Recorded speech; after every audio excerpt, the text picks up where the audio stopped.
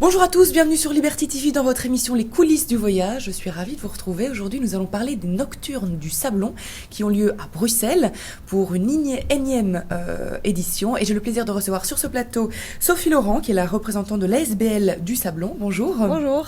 Et vous êtes accompagnée d'un chef, Stéphane Jacob, qui est chef de cuisine au Vadouvant. Bonjour. Bonjour, merci beaucoup à tous les deux d'être là. Alors, vous êtes là pour une grande édition, si on peut dire, qui a lieu fin du mois de novembre, début du mois de décembre. C'est les Nocturnes du Sablon. Alors, on pourrait se dire que ça pourrait avoir lieu plutôt à la Grand Place, des nocturnes comme ça, ou à l'Avenue Louise, vraiment des places très connues. Mais finalement, le Sablon est quand même la deuxième place la plus visitée à Bruxelles. Exactement. Donc, le Sablon, c'est vraiment une place quand même très importante. C'est vrai qu'il y a énormément de visiteurs, tout aussi bruxellois que belges, et ils sont très international. Et quel est le concept finalement de ces nocturnes ? Parce que vous faites ça depuis des années, donc c'est que déjà ça doit bien fonctionner. Mais j'imagine que vous vous renouvelez aussi. Quel sera le concept cette année ?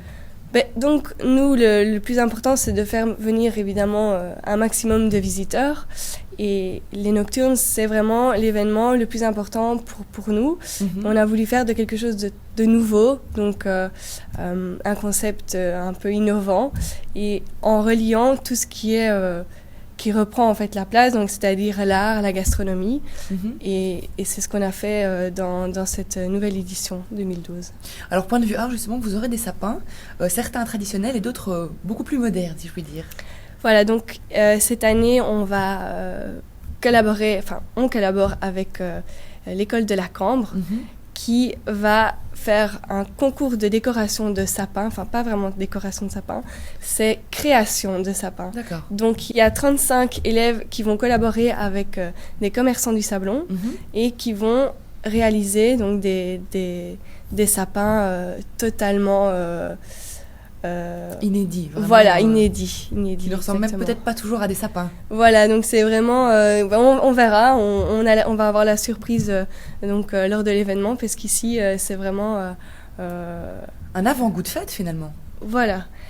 C'est vrai qu'on fait ça juste avant les fêtes, puisque c'est le moment aussi de montrer les illuminations du quartier, comme c'est quand même assez important pour nous aussi de représenter donc ce quartier avec les décorations de fêtes de fin d'année. Voilà. Un quartier qui est quand même très beau sans ça, il faut quand même le préciser. Alors on a dit pour l'art, pour la gastronomie maintenant, nous sommes accompagnés d'un grand chef, puisque vous avez un restaurant qui fonctionne bien d'ailleurs. Oui, ça va. Et qui est bien coté, on peut le dire. Oui, on a eu les résultats qui sont tombés ce matin, donc on a eu un point en plus au Goemio, et puis on est un jeune restaurant, donc je veux dire, pour nous c'est vraiment gai de participer sur des événements comme ça, de pouvoir être aux côtés aussi de restaurants beaucoup plus connus et des chefs qui ont une expérience beaucoup plus longue que la mienne, parce que je suis tout jeune, donc d'être sur des événements comme ça avec eux, c'est très très gai. Et comment est-ce que vous avez pris part à ce concept ? En fait, on a déjà eu un événement où on s'était déjà retrouvé un petit peu déjà avec ce même groupe de restaurateurs, et donc on a été un peu tous recontactés, et puis ça nous fait tous plaisir, parce que c'est vraiment un moment de partage, et au sein de la restauration, de la jeune restauration, c'est gai d'avoir cet engouement et ce rassemblement au niveau gastronomique, et ça nous sort un peu de nos cuisines, parce que je veux dire, c'est gai de faire à manger et de partager la cuisine avec ses clients, mais on n'a pas de contact direct avec la clientèle. Et ici, dans le concept street food qui est mis à l'honneur sur cette place, ça va être vraiment un moment d'échange entre le restaurateur et finalement ses clients potentiels, ou même parfois c'est sa clientèle qui sera là. Et c'est ça en fait le concept de street food, c'est de faire à manger au contact des gens. Oui, alors ici, ce qu'il faut se dire, c'est que donc, le street food vient d'Asie, on le retrouve maintenant beaucoup aux États-Unis. Et c'est quoi ? C'est se balader dans un marché et puis avoir des dizaines et des dizaines d'étals qui font chacun leur petite spécialité, chacune avec leur saveur etc. Et leurs produits de grande fraîcheur. Et donc ici en Europe, c'est très peu développé malheureusement. Et le concept ici qui est un peu original, c'est qu'on sort des frites côtes, etc. Même si j'adore une bonne frite, mais on sort de ça et on présente une cuisine gastronomique à un public parfois qui demandent à être avertis. Et donc c'est simplement, c'est vraiment la gastronomie qu'on met à la rue, je vais dire. Et alors on présente ça sous une autre manière aussi.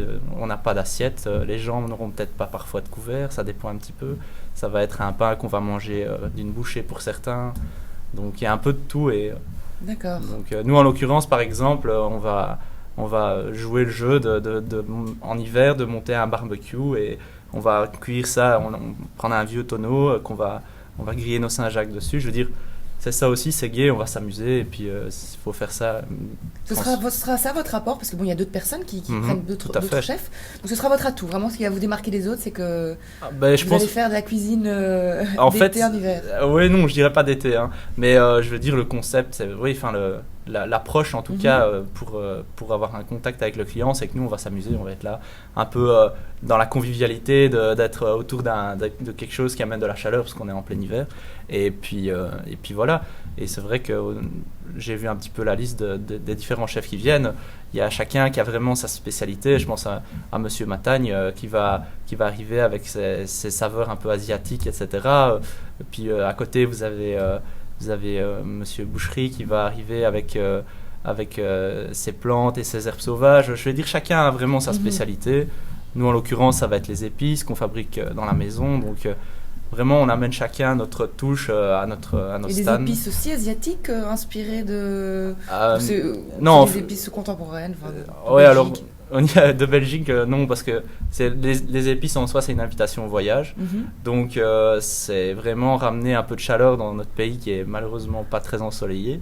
Et donc, c'est vraiment assaisonner des plats, venir compléter un produit, donc en donnant une typicité à ça. Et donc, les épices, on les achète brutes et on fait vraiment nos propres mélanges avec... Il n'y a pas par exemple, nos currys, on n'achète pas de curry déjà moulu, on achète toutes nos épices brutes, on fait notre propre... Qu'on ne trouve pas sur le marché en fait. Voilà, c'est exclusif. Donc, j'en ai apporté ici pour vous faire un petit peu voir. Ça va être celle qui va compléter la Saint-Jacques. Donc le plat que vous allez faire exactement, ce sera quoi ? Donc nous, ça sera une Saint-Jacques grillée avec une petite purée de butternut.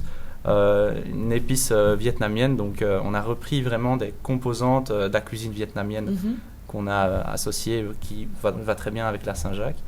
Une petite tranche de jambon d'Ardenne pour le côté un peu terroir évidemment, et alors on met un petit croustillant de radis noir, un petit espuma de pommes de terre fumée. Et ça aura lieu quand, cette dégustation ? Nous on sera là le samedi. D'accord. La journée le samedi, après comme on a dit, il y a plusieurs chefs et ça démarre, je pense, le jeudi. Voilà. Est-ce que c'est facile, parce que vous avez quand même une sacrée renommée au Sablon, de proposer aux gens, j'imagine que tout le monde est plus ou moins d'accord quand on leur propose de participer à un événement comme les Nocturnes ? Ça, c'est vrai que ici on s'entend bien avec les chefs qui vont participer, et c'est vrai que pour nous c'est une opportunité géniale de faire découvrir des produits comme ils vont nous proposer et de faire participer tous les gens qui vont venir sur la place.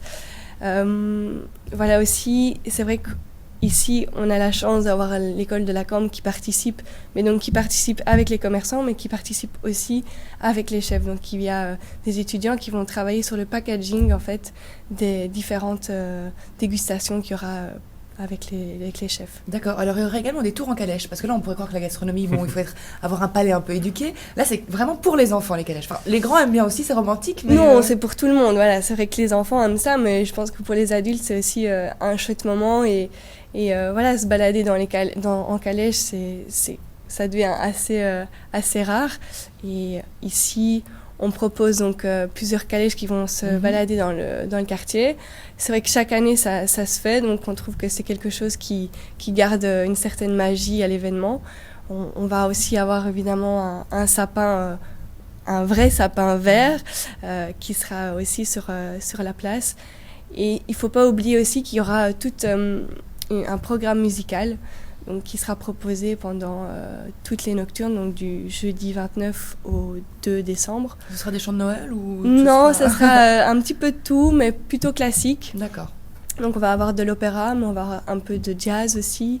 Et il y aura un DJ pour le samedi soir. Voilà. Alors qui dit nocturne dit que les magasins doivent être ouverts quand même, ou c'est juste des animations qui ont lieu? Non, évidemment, c'est justement le but des nocturnes, c'est que les commerces restent ouverts et ça permet aux visiteurs de redécouvrir les commerces dans une ambiance particulière, féerique. Voilà. Voilà, tout à fait. Alors, il y a un site internet sur lequel vous pouvez retrouver toutes les informations. C'est sablon.org. Vous êtes bien évidemment les bienvenus. L'entrée est gratuite en plus, ce qui ne gâche rien. Oui. Avec plein d'activités. On n'a pas eu le temps de passer tout en revue, mais allez sur le site et vous verrez, tout est indiqué. Merci beaucoup à tous les deux d'être venus. Puis bonne continuation. En tout cas, on espère que vous allez encore continuer à monter comme ça en grade auprès des connaisseurs, des fins gourmands. Merci beaucoup d'avoir été avec nous. Très bonne suite de programme sur Liberty TV.